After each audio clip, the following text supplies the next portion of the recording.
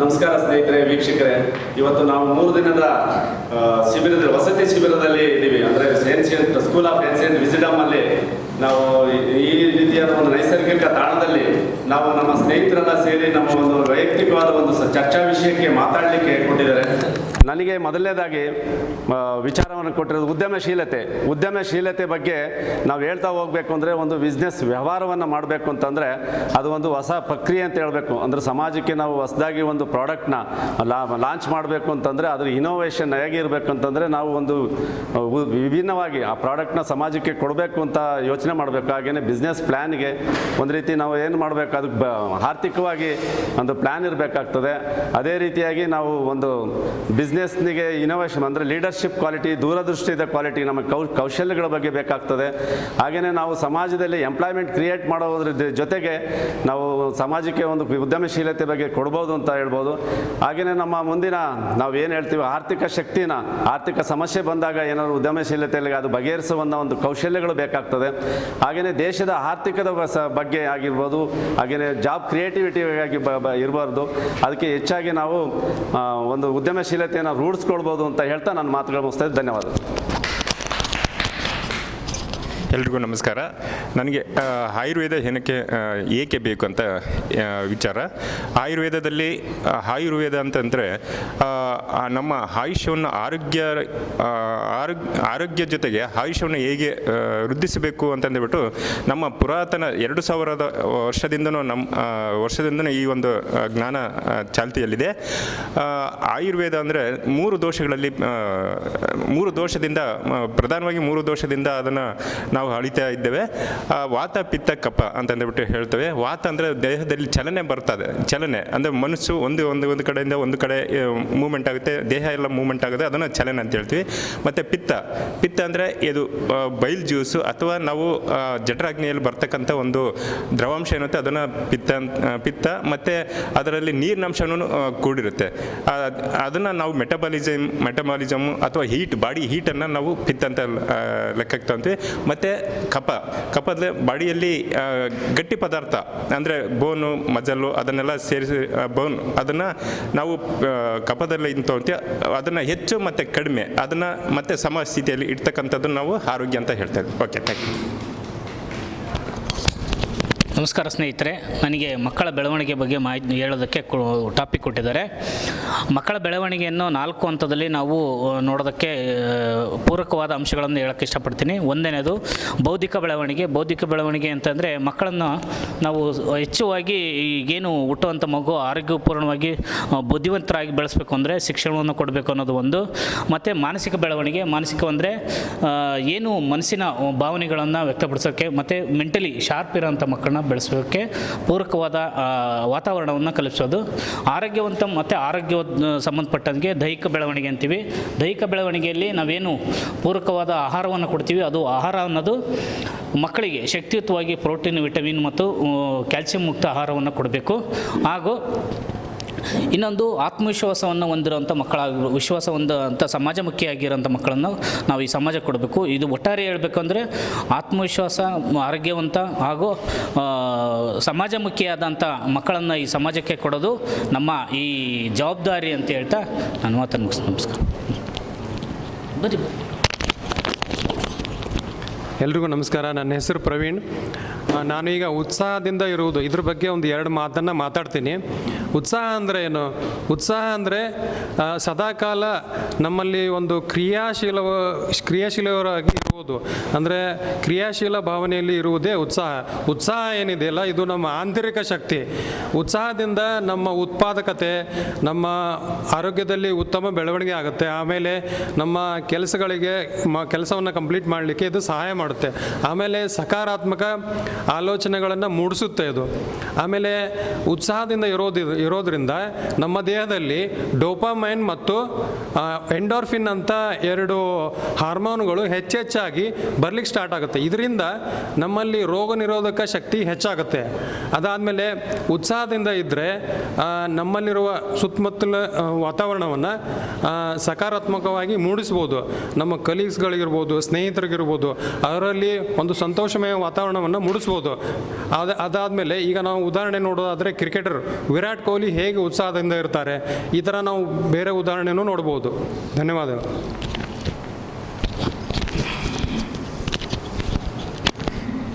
ಎಲ್ಲರಿಗೂ ನಮಸ್ಕಾರ.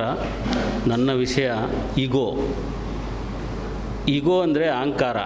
ಅಹಂಕಾರ ಎನ್ನುವುದು ಒಬ್ಬ ಮನುಷ್ಯನಲ್ಲಿರುವ ದುರ್ನಡತೆ.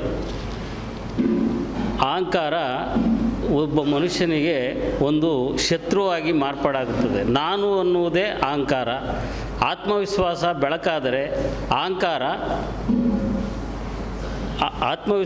ಬೆಳಕಾದರೆ ಅಹಂಕಾರ ಕತ್ತಲಾಗಿರುತ್ತದೆ. ಅಹಂಕಾರಯುತ ವ್ಯಕ್ತಿಗೆ ಸಮಾಜದಲ್ಲಿ ಗೌರವ, ಘನತೆ, ಯಶಸ್ಸು ಸಿಗುವುದಿಲ್ಲ. ಆದ ಕಾರಣ ನಾವೆಲ್ಲರೂ ಅಹಂಕಾರವನ್ನು ತೊಲಗಿಸಿ ಯಶಸ್ಸನ್ನು ಸಾಧಿಸೋಣ, ಆತ್ಮವಿಶ್ವಾಸ ಬೆಳೆಸೋಣ.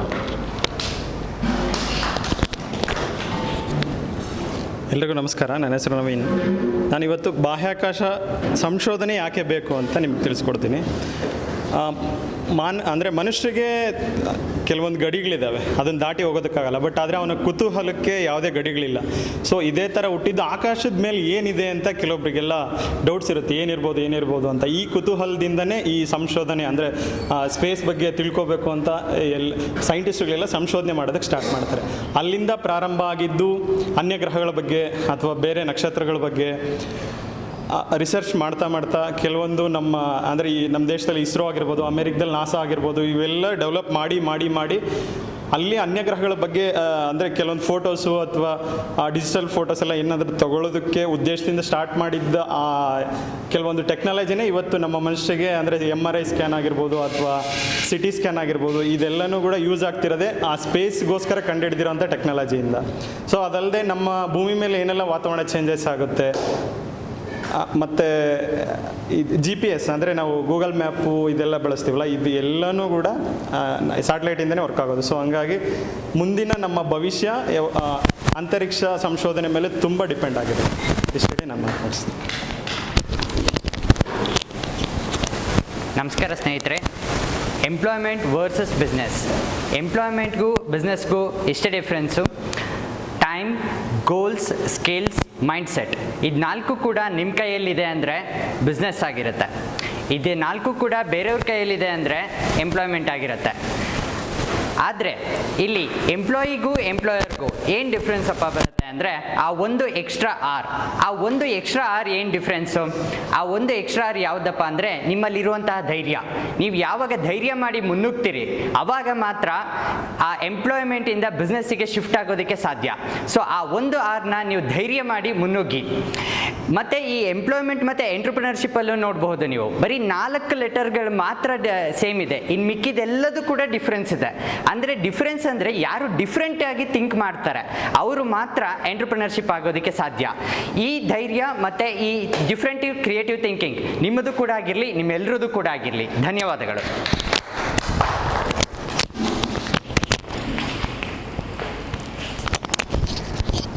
ನಮಸ್ಕಾರ. ನನ್ನ ಹೆಸರು ಲಕ್ಷ್ಮೀಕಾಂತ್ ಅಂತ. ನಾನಿವತ್ತು ಮಾತಾಡುವ ವಿಷಯ ಭಯ ಬೇಡ. ಜೀವನದ ಫಿಯರ್ಲೆಸ್ ಲೈಫ್ ಅಂದರೆ ಜೀವನದಲ್ಲಿ ಭಯ ಇಲ್ಲ ಅಂದರ್ಥ. ನಾವು ಆತ್ಮಸ್ಥೈರ್ಯ, ಧೈರ್ಯ, ನಂಬಿಕೆ ಇವನ್ನೆಲ್ಲ ಜೀವನದಲ್ಲಿ ಅಳವಡಿಸಿಕೊಳ್ಳೋದ್ರಿಂದ ನಮ್ಮ ಜೀವನದಲ್ಲಿ ಭಯವಿಲ್ಲದೆ ಮುಕ್ತಿಯಿಂದ ಜೀವನ ನಡೆಸಿ ಹೆಚ್ಚು ಸಾಧನೆ ನಡೆಯಬಹುದು ಅಂತ ನನ್ನ ಮಾತುಗಳು ಹೇಳ್ತಾರೆ. Thank you. ನನ್ನ ವಿಷಯ ನಿರ್ದೇಶಕ ಅಂದರೆ ಒಂದು ನಾಟಕ, ಸಿನಿಮಾ ಯಾವ ಥರ ತಯಾರು ಮಾಡಬೇಕು, ಆಮೇಲೆ ಯಾವ ಥರ ಪಾತ್ರಗಳು ಇರಬೇಕು, ಯಾರಿಗೆ ಯಾವ ಪಾತ್ರ ಕೊಡಬೇಕಂತ ನಿರ್ಣಯಿಸುವುದು, ಹಾಗೂ ಸಂಗೀತಗಾರರು ಆಗಿರ್ಬೋದು, ಮೀಡಿಯಾ, ಆಮೇಲೆ ರೆಕಾರ್ಡಿಂಗ್ ಅವರಿಗೂ ಕೂಡ ತುಂಬ ಅಂತ ನಾನು ಮಾತು ಮುಗಿಸಿದೆ.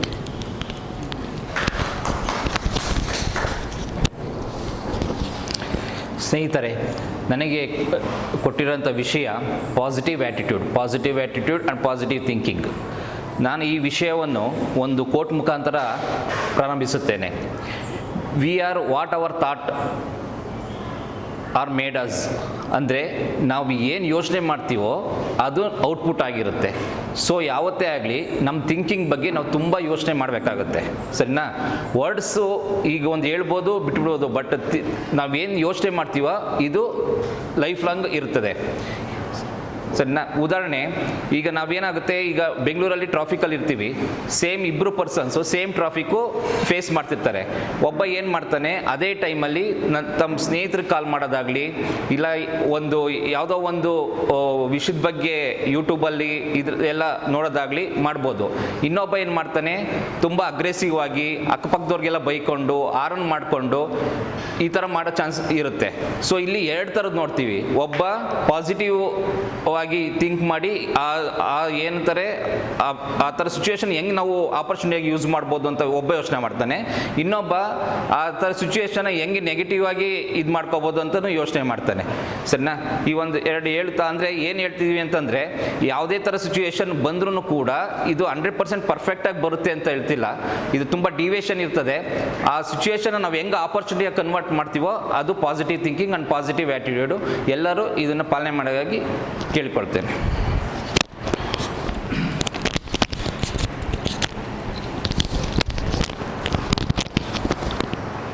ನಮಸ್ಕಾರ ಆತ್ಮೀಯ ಬಂಧುಗಳೇ. ನನಗೆ ಕೊಟ್ಟಿರೋ ವಿಚಾರ ಕಾಂಪೋಸ್ಡ್ ಮೈಂಡ್ಸೆಟ್, ಪ್ರಶಾಂತ ಮನಸ್ಥಿತಿ. ಅಂದರೆ ಇವತ್ತು ಆಧ್ಯಾತ್ಮ ಮತ್ತು ಪ್ರಶಾಂತ ಮನಸ್ಥಿತಿ ಇವೆರಡೂ ಒಂದೇ ನಾಣ್ಯದ ಎರಡು ಮುಖಗಳಿದ್ದಂತೆ. ಆಧ್ಯಾತ್ಮ ಇದ್ದಾಗ ಅಷ್ಟೇ ಪ್ರಶಾಂತ ಮನಸ್ಥಿತಿ ನಮಗೆ ಬರೋದು. ಇವತ್ತು ಪ್ರಪಂಚದಲ್ಲಿ ಯಾವುದೇ ಮಹಾನ್ ಸಾಧಕರನ್ನು ನಾವು ನೋಡಿದಾಗ ಅವರು ಇಂಥ ಒಂದು ಮನಸ್ಥಿತಿಯನ್ನು ಒಂದೇ ಅವರು ಈ ಪ್ರಪಂಚದಲ್ಲಿ ಅಜರಾಮರವಾಗಿ ಉಳಿದಿರ್ತಾರೆ. ಇವತ್ತು ನಮಗೆ ವೇದಗಳಿಂದಲೂ ವಚನ ಇಲ್ಲಿನವರೆಗೂ ಕೂಡ ನಮಗೆ ಇಂಥ ಮಂತ್ರಗಳು ಬೇಕಾದಷ್ಟು ನಮಗೆ ಸಿಗ್ತಿವೆ. ಇವತ್ತು ಶರಣರು ನಮಗೆ ಹೇಳ್ಕೊಟ್ಟು ಹೋಗಿದ್ದಾರೆ. ನಾವು ನಮ್ಮ ಸ್ಥಿತಿಯನ್ನು ಬದಲಾವಣೆ ಮಾಡ್ಕೊಳ್ಬೇಕು. ಎರಡೇ ಸ್ಥಿತಿ, ಒಂದು ಕೆಟ್ಟದ್ದು, ಒಂದು ಒಳ್ಳೆಯದು. ಒಂದು ಅಲ್ಲಿಂದ ನಮ್ಮ ಸ್ಥಾನವನ್ನು ಚೇಂಜ್ ಮಾಡ್ಕೊಂಡಾಗ ನಾವು ಆ ದಿಕ್ಕಿನಲ್ಲಿ ನಡಿಬೋದು ಅಂತ ಹೇಳ್ತಾ, ಈಗ ಅದಕ್ಕೊಂದು ಮಂತ್ರವನ್ನು ಅಸತೋಮ ಸದ್ಗಮಯ, ತಮಸೋಮ ಜ್ಯೋತಿರ್ಗಮಯ, ಮೃತ್ಯೋರ್ಮ ಅಮೃತಗಮಯ ಇಂದ ಒಂದು ಮಂತ್ರ ಸಾಕು ನಾವು ಒಂದು ಸ್ಥಾನದಿಂದ ಆ ಉನ್ನತ ಸ್ಥಾನದ ದಿಕ್ಕಿನ ಕಡೆಗೆ ಸಾಗೋದಕ್ಕೆ ಇದೊಂದು ಮಂತ್ರ ಸಾಕು ಅಂತ ಹೇಳಿ ನಾನು ಈ ಸಂದರ್ಭದಲ್ಲಿ ಮಾತಾಡೋಕ್ಕೆ ಅವಕಾಶ ಕೊಟ್ಟಂಥ ಧನ್ಯವಾದಗಳನ್ನು ತಿಳಿಸ್ತಾ ಇದ್ದೀನಿ.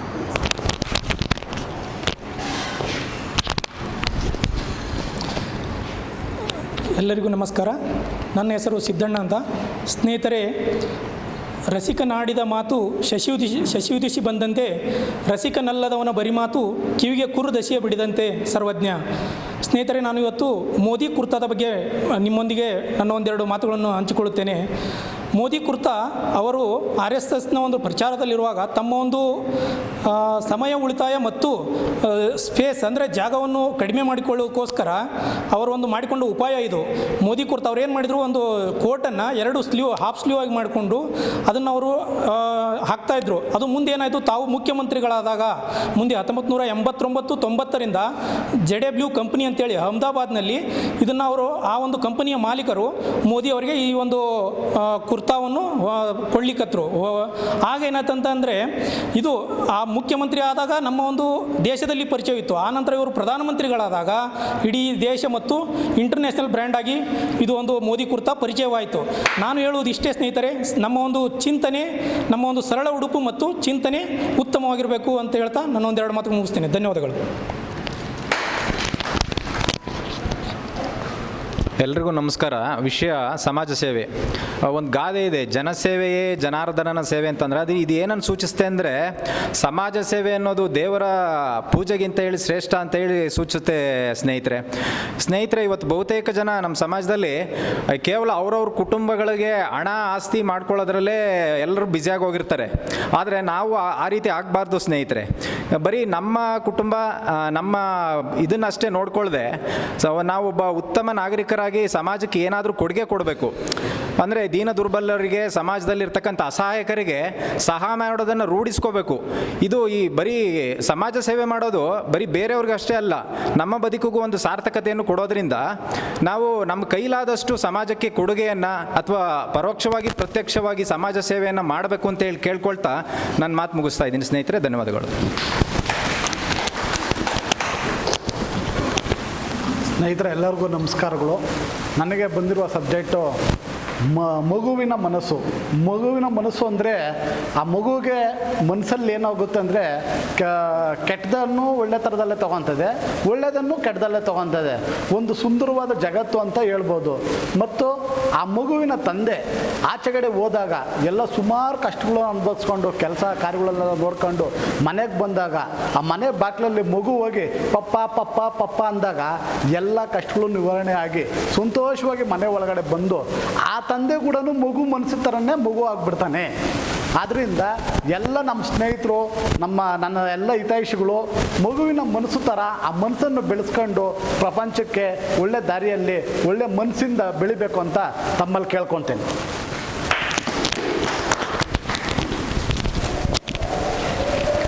ಎಲ್ಲರಿಗೂ ನಮಸ್ಕಾರ. ನಾನು ಯಮನೂರು ಮೂಲಂಗಿ. ಇವತ್ತಿನ 3 ದಿನದ ಶಿಬಿರಿನಲ್ಲಿ JP ನಾಗತಿಹಳ್ಳಿ ಸರ್ ಅವರು ನಮಗೆ ಪ್ರತಿಯೊಬ್ಬರಿಗೂ ಒಂದೊಂದು ಕಂಟೆಂಟ್ ಬಗ್ಗೆ ಮಾತನಾಡಲು ಅವಕಾಶವನ್ನು ಕೊಟ್ಟಿರ್ತಾರೆ. ಅದೇ ರೀತಿ ನನಗೆ ಆತ್ಮವಿಶ್ವಾಸ ಅನ್ನುವಂಥ ಭಾಳ ದೊಡ್ಡ ಒಂದು ಆತ್ಮವಿಶ್ವಾಸ ಹೆಚ್ಚಿಸುವಂಥ ಒಂದು ಕಂಟೆಂಟನ್ನು ಕೊಟ್ಟಿರೋದ್ರಿಂದ ಇವತ್ತು ನಾವು ನಮ್ಮ ಆತ್ಮದ ಮೇಲೆ ನಾವಿಡುವಂತಹ ವಿಶ್ವಾಸವೇ ಆತ್ಮವಿಶ್ವಾಸ ಅನ್ನೋದನ್ನು ಈ ಸಂದರ್ಭದಲ್ಲಿ ಹೇಳ್ತೀನಿ. ಗತ್ತು, ಗಮ್ಮತ್ತು, ಗಾಂಭೀರ್ಯ ಇವು 3 ಬರಬೇಕಂದ್ರೆ ಮೊದಲು ನಮ್ಮ ಮೇಲೆ ನಮಗೆ ಆತ್ಮವಿಶ್ವಾಸ ಇರಬೇಕು.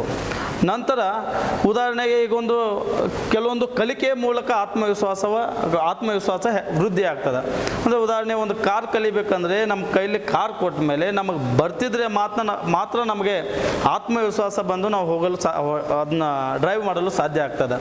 ಅದೇ ರೀತಿ ಒಂದು ಈಜ್ ಕಲ್ತ್ರೂ ಆ ಒಂದು ಬಾವಿಯಲ್ಲಿ ನಾವು ಈಜಿ ಯಾರನ್ನೋ ಒಬ್ಬನ ಕಾಪಾಡ್ತೀವಿ, ಯಾರನ್ನೋ ಒಬ್ಬನ ರಕ್ಷಣೆ ಮಾಡ್ತೀವಿ, ಅಥವಾ ನಾವು ಈಜ್ಕೊಂಡು ನಾವು ಹೆಲ್ದಿಯಾಗಿರ್ತೀವಿ ಅಂದ್ರೆ ನಮಗೆ ಕಲಿಕೆಯ ಮೂಲಕ ಆತ್ಮವಿಶ್ವಾಸ ವೃದ್ಧಿ ಆಗ್ತೈತೆ ಅನ್ನುವಂಥ ಮಾತನ್ನು ಈ ಸಂದರ್ಭದಲ್ಲಿ ಹೇಳಿ ನನ್ನ ಮಾತನ್ನು ಮುಗಿಸ್ತೀನಿ.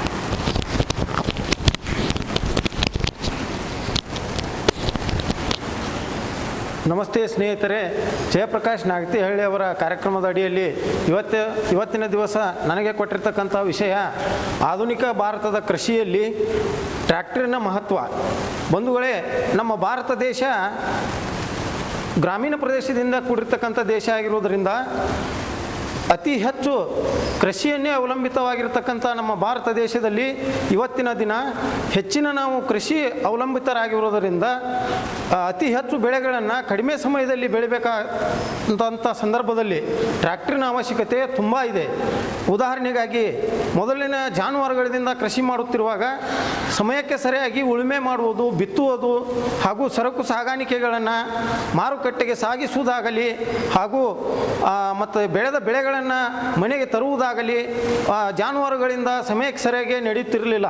ಈಗ ಟ್ರ್ಯಾಕ್ಟರ್ ಅನ್ನುವಂಥ ಒಂದು ಟೆಕ್ನಾಲಜಿ ಏನು ಬಂದಿದೆ, ಅದರಲ್ಲಿ ಅತ್ಯುತ್ತಮ ಟೆಕ್ನಾಲಜಿಯ ಟ್ರ್ಯಾಕ್ಟರ್ಗಳು ಇವತ್ತಿನ ಮಾರುಕಟ್ಟೆಯಲ್ಲಿ ಲಭ್ಯ ಇವೆ. ಅಂಥ ಟ್ರ್ಯಾಕ್ಟರ್ಗಳನ್ನು ಉಪಯೋಗಿಸಿಕೊಂಡು ಭಾರತದ ಏನು ಆಹಾರ ಭದ್ರತೆಯನ್ನು ಇನ್ನೂ ಹೆಚ್ಚಿಗೆ ಮಾಡ್ಕೋಬೇಕು ಅಂತ ಹೇಳಿ ನನ್ನ ಉದ್ದೇಶ.